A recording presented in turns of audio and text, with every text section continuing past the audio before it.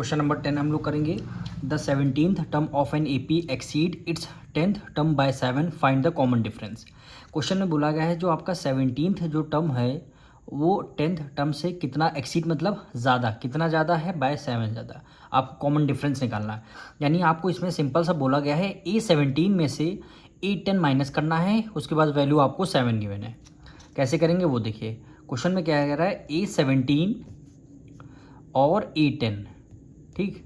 A17 कितना ज़्यादा है वो आपको गिवन है, कितना ज़्यादा है 7 ज़्यादा है, तो A17 माइनस A10 हो गया 7। ये आपको क्वेश्चन में बोला गया है। बस इसी से आपको D की वैल्यू सॉल्व करनी है।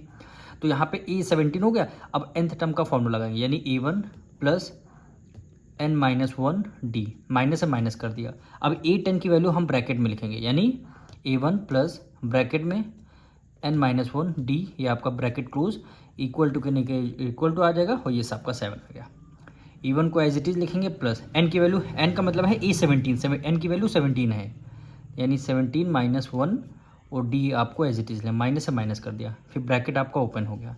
E1 को एज इट इज़ हमने लिख दिया, E1 हमने एज इट इज़ लिख दिया, प्लस है प्लस कर दिया। n की वैल्यू यहाँ इसमें n की वैल्यू क्या होगी 10 हो गई, यहाँ पे n की वैल्यू 17 हो जाएगी, यहाँ पे n की वैल्यू 10 हो जाएगी। 10 माइनस 1 D bracket close is equal to 7 हो गया।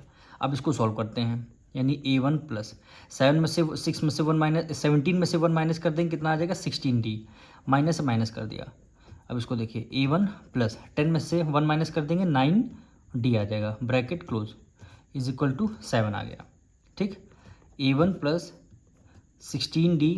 अब देखिए ब्रैकेट के बाहर माइनस है तो अंदर के दोनों साइन चेंज हो जाएंगे। A1 प्लस का है, ये साइन आपका माइनस में हो जाएगा A1, 9D आपका प्लस में है तो ये आपका 9D आपका माइनस में हो जाएगा। अभी इक्वल टू 7 आ गया। A1 आपका प्लस है, A1 माइनस है, तो प्लस माइनस से आपका कैंसिल हो गया, ठीक। 16 में से 9 माइनस कर देंगे, पहले 16 प्लस का है 9 माइनस का है, 16 में से 9 आपको माइनस करना है, कितना आ जाएगा 7 आ जाएगा। 16 में से 9 आपको माइनस करना है तो कितना आ जाएगा 7 आ जाएगा,